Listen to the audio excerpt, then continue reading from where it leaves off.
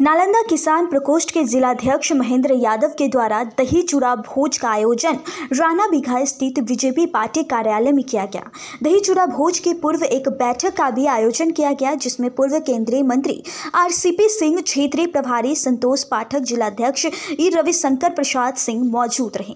बैठक के दौरान पूर्व केंद्रीय मंत्री आरसीपी सिंह ने नीतीश कुमार के इंडिया गठबंधन में संयोजक नहीं बनने के सवाल पर चुटकी लेते हुए कहा कि नीतीश कुमार के शारीरिक और मानसिक स्थिति ठीक नहीं है। इंडिया महागठबंधन में संयोजक का पद नहीं देने के पीछे की वजह सिर्फ यही है कि नीतीश कुमार आप किसी भी दायित्व का निर्वहन ठीक से नहीं कर सकते हैं।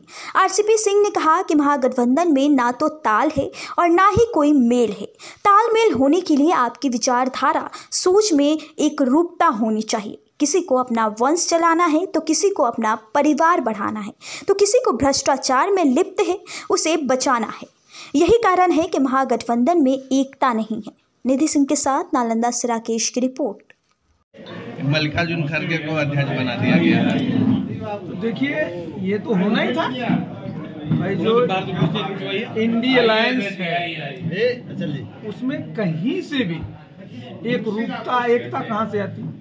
सबका अपना अपना एजेंडा। तो आज तो आप देख लिए ना भाई, जो नीतीश बाबू के समर्थक रोज ढोल पीटते थे, पहले तो प्रधानमंत्री के लिए, बाद में संयोजक के लिए। आज रिजल्ट तो आ गया ना। रिजल्ट में क्या हाथ खड़गे जी बने ना। तो आप समझ लीजिए कि बिहार में जो मैंने कहा था कि जनता दल यू पार्टी ढलान की ओर है, अब ढलान क्या हो तो बिल्कुल समाप्ति की ओर चल चुकी है। और आप देख रहे होंगे ना, जिन जिन जिलों में आप देखिएगा वहाँ के कार्यकर्ता लोग कहाँ जा रहे हैं, वो सब भारतीय जनता पार्टी में सदस्यता ग्रहण करने। अभी हम लोग दरभंगा गए थे, 2000 से ज़्यादा कार्यकर्ताओं ने वहाँ सदस्यता ली। सब जगह ही है।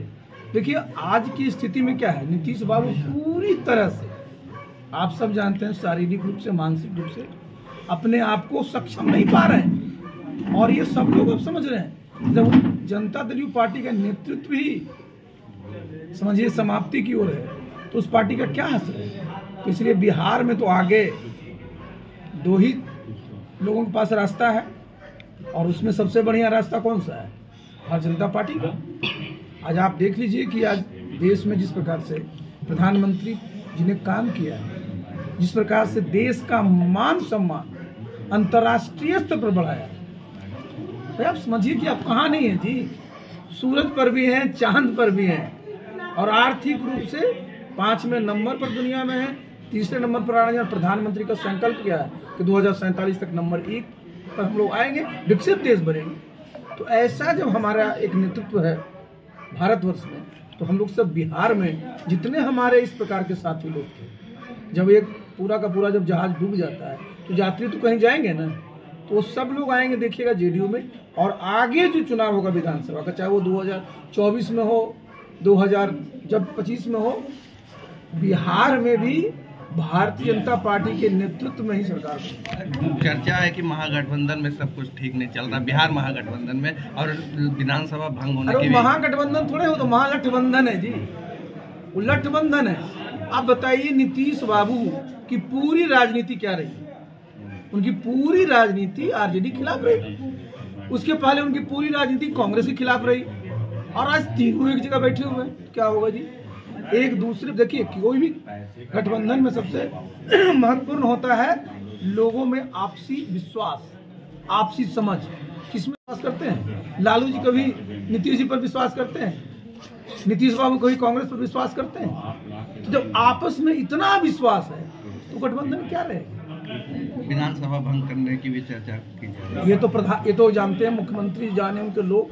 लेकिन अगर जब भी विधानसभा का चुनाव होगा तो बिहार में भारतीय जनता पार्टी ही सबसे बड़ी पार्टी बनेगी, एब्सोल्यूट मेजोरिटी आएगा, और भारतीय जनता पार्टी के नेतृत्व में बिहार में सरकार बनेगी। इंडिया गठबंधन की आज बैठक में मात्र 9 पार्टी शामिल हुई, 26 से 9, कुछ दिन के बाद अकेले। देखिए मैंने क्या कहा ना, कि जब कोई भी अगर आप इस प्रकार गठबंधन बनाते हैं तो आप में एक जब सोच एक होगी ना, विचारधारा एक होगी, सबका अलग अलग एजेंडा है, कोई अपना परिवार बढ़ाना चाहता है, कोई अपना वंश बढ़ाना चाहता है, कोई भ्रष्टाचार में लिप्त है उससे मुक्ति चाहता है, तो क्या होगा? सबका अपना अपना एजेंडा था, तो स्वाभाविक है कि एक ही उन लोगों का क्या उनकी आंख में क्या चुभता है कि कैसे आदरणीय नरेंद्र मोदी जी देश के प्रधानमंत्री बने।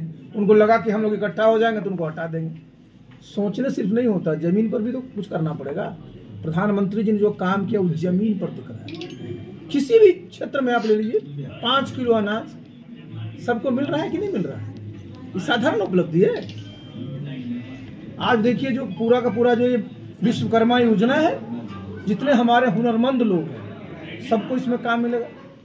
आज ही आप देखिए यहाँ पर बिहार में हमारे ये चल रहा है क्या, आप देखते होंगे लवकुश रथ जो कर हमारे नालंदा में भी आएगा। इसको जरा समझिए, इसकी भावना।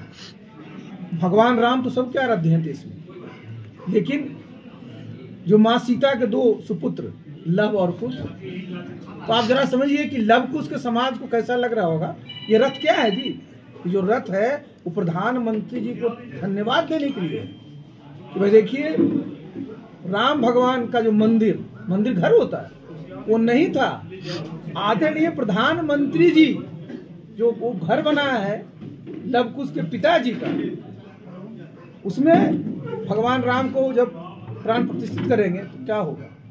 पूरा का पूरा जो लव कुश का जो समाज है जी, उनको कितना आनंद लगेगा का? सब लोगों को लगेगा, लेकिन उनको तो खास करके लगेगा ना कि भाई उनके जो आराध्य तो सबके हैं, लेकिन जो लव कुश के पिता थे, माता थी, उनका जब घर बन गया और उसमें प्रधानमंत्री जी नरेंद्र मोदी जी उनको प्राण प्रतिष्ठित कर रहे हैं, तो इससे लव कुश समाज कितना उत्साहित होगा, उनमें किस प्रकार की उमंग की भावना आएगी। तो बिहार में जब लव कुश समाज, अति पिछड़ा समाज, पूरा सवर्ण समाज, पूरा जो हमारा दलित समाज बीजेपी के साथ रहेगा तो उनका खाता खुलने वाला है। कहीं खाता होता नहीं खुलेगा। आरजेडी के बयान बहादुर सिंह लगातार बयान दे रहे हैं भगवान राम के खिलाफ। अब देखिए भगवान राम पर भी अगर कोई बोलता है ना जी तो उसको छोड़ देना चाहिए। भगवान राम के बारे में तो नाम है राम बहादुर, तो अपने माता पिता से पूछें कि राम कहाँ लगाया था, क्यों लगाया था, पूछे जरा उनके। और बताइए राम भगवान पर कोई बोले तो उस पर हम लोग क्या बोले? वो तो हंसेंगे ही ना। जदयू का सीट बहुत कम मिल रहा है, इसके लिए क्या है? तो जदयू का सीट काहे के लिए मिलेगा? लोगों क्यों देगा? जदयू का क्या बेस कहते थे? लव कुश, तो मैंने बता ही दिया।